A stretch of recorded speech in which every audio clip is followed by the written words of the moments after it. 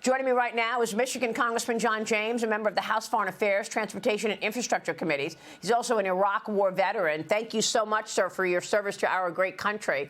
And Congressman, when you hear things like that, as a veteran yourself, in Iraq, what do you say at this moment in time that the U.S. is actually holding back weapons to Israel during the fight for its survival?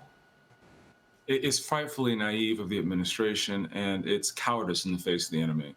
I've been to war, and I've faced militias trained by Iran, and I know for a fact the only thing these terrorists understand is a warhead to the forehead.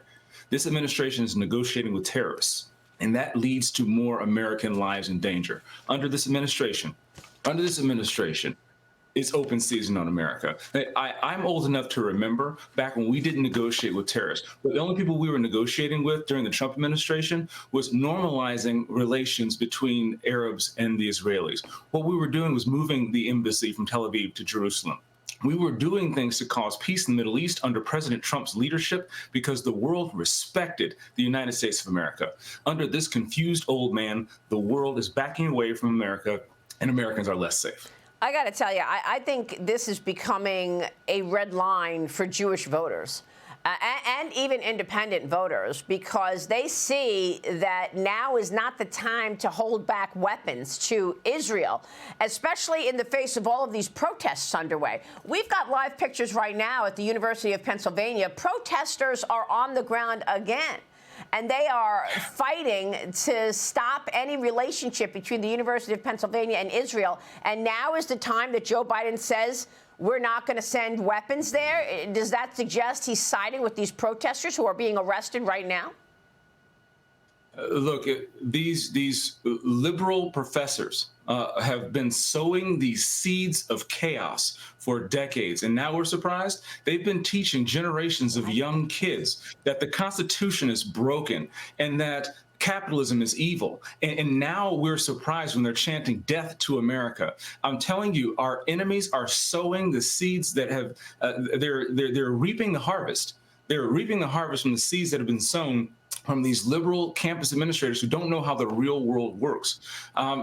Frankly, if these agitators were willing to wake up and work as hard with the labor shortage that we have in this country, then they probably would have more money in their pockets, and they probably wouldn't be out there causing failure for our universities. These are being funded by our enemies, Iran and Russia, and we need to open our eyes. Joe Biden is more beholden to our enemies than he is to the United States of America.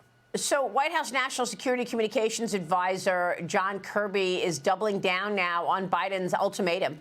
He's adding his own views on how Rafah and an invasion there would affect Hamas. Watch this.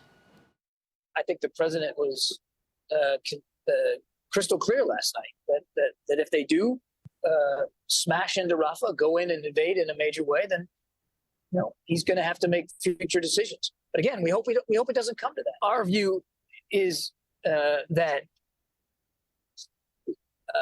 Rafah operations, certainly any kind of major Rafah ground operation, would actually strengthen Hamas's hands at the negotiating table, not Israel's. So, Congressman, what about that? I mean, you know this situation. You know what voters in Michigan are saying. What we keep hearing from the Israeli side is that the terrorists, the Hamas fighters, are in Rafah. Are they there or not? The Hamas terrorists are everywhere, but their home base is in Rafah. That's the only place they have to go. And Israel still remembers October 7th. They still remember the rape and murder of women. They still remember the merciless slaying and the largest killing of Jews since the Holocaust. And so here's the thing. They would only negotiate if they felt like they were losing. But when you see the America backing away from Israel, it teaches Hamas and the terrorists that they are winning. Joe Biden and his administration are teaching Hamas and terrorists they're winning. And what else would they have to go on? This policy of appeasement from Democrats, all the way from the Iran nuclear deal to giving Iran billions of dollars that funded Hamas in the first place, to not enforcing sanctions that Congress already has. In addition to withholding weapons now, Joe Biden has told Hamas that he is on the side of Iran. Joe Biden has told Hamas that he is on the side of Hamas. And we absolutely must change path now. So a lot of critics are saying that the reason that the Biden administration is doing all of this, pushing back on Israel, is because it's afraid that it's lost the pro-Palestinian vote. So you're there in Michigan. I want you to tell us a little about the constituency there.